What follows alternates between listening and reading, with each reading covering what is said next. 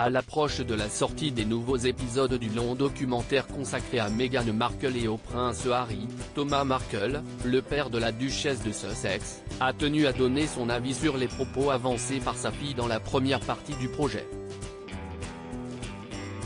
L'occasion pour lui de démonter une théorie évoquée par Meghan Markle concernant des échanges de messages au moment du mariage des Sussex. Entre Meghan Markle, le prince Harry, et le reste de la famille royale, la guerre est à nouveau déclarée. Jeudi 8 décembre, Netflix dévoilait les 3 premiers épisodes de Harry et Meghan, un documentaire en plusieurs parties dans lequel les Sussex crient enfin leur vérité, près de 3 ans après avoir claqué la porte de la monarchie. Déterminée à raconter son histoire après tant d'années à arrondir les angles pour rentrer dans le moule, Meghan Markle ne s'est pas fait que des amis après la diffusion de la première partie du documentaire, dans laquelle elle imite notamment la révérence qu'elle a dû faire devant la reine Elisabeth II lors de leur rencontre. Dans le documentaire, Doria Ragland, qui ne s'était jamais exprimée publiquement jusqu'ici, est enfin sortie du silence, et a notamment évoqué le comportement de son ex-compagnon, Thomas Markle, le père de sa fille.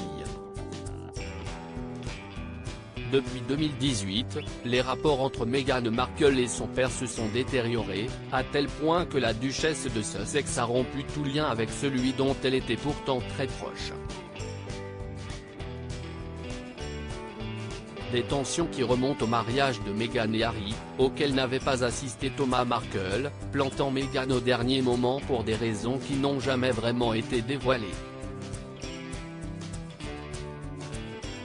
À l'époque, le père de la duchesse de Sussex avait évoqué des problèmes cardiaques qui l'empêchaient d'accompagner sa fille à l'hôtel, lui qui avait été remplacé au pied levé par Charles.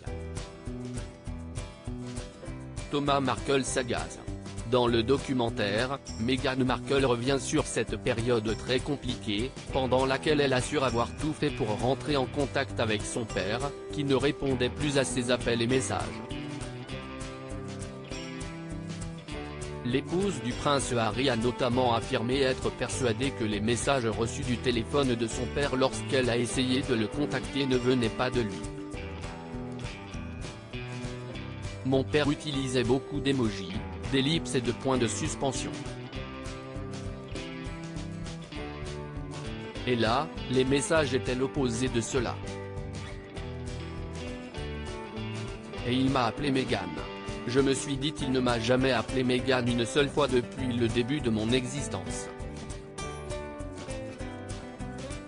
Meg, tous mes amis m'appellent Meg, et mes parents m'appellent Meg, et je me suis dit ce n'est pas mon père. Donc nous avons su que quelqu'un répondait à sa place, a-t-elle déclaré. Des propos qui ont fortement agacé Thomas Markle, qui a tenu à rétablir la vérité, du moins la sienne, dans les colonnes du The Mail on Sunday. J'ai écrit chaque mot que j'ai envoyé depuis ce téléphone, que je possède toujours. Sa théorie selon laquelle quelqu'un écrivait à ma place est tout simplement fausse.